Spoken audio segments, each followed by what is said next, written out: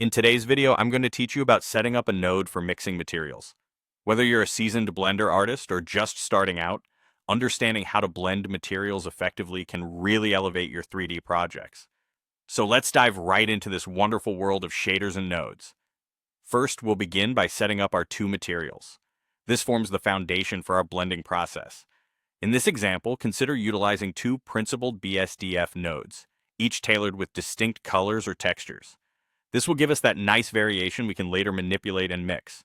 The principled BSDF is favored for its versatility, allowing us to mimic a wide variety of surfaces and materials realistically. Once you have your materials in place, the next step is to introduce a mix shader node. To do this, press Shift plus A on your keyboard, navigate to the shader menu, and add the mix shader node to your workspace.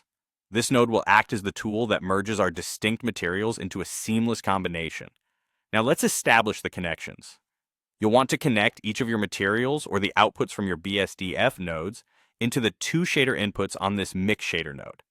Essentially, what you're doing here is telling Blender that these are the two materials we want to blend, and the mix shader is going to be our blending agent. Moving on to the mask, which controls how these materials mix together. Many artists opt for an image texture or a procedural texture like a noise texture for this purpose. A textured mask allows for a more organic and varied mixing pattern, adding a layer of complexity to your project. But it's not just about plugging in a texture. You can refine your blending even further.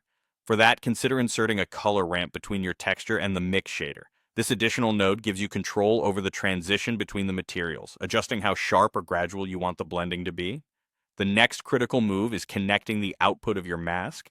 This could be through the color or FAC output from the color ramp or directly from your noise texture. Your goal is to connect this to the FAC input of the mix shader. The FAC input is essentially the control center for our blend, determining the proportion of each material in the mix based on the mask you have chosen.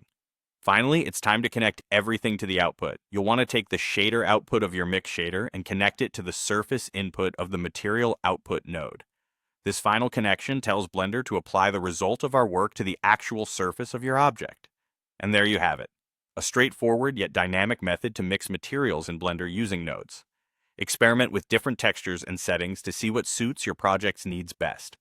Thank you for joining me today, and I hope this guide enhances your future creations.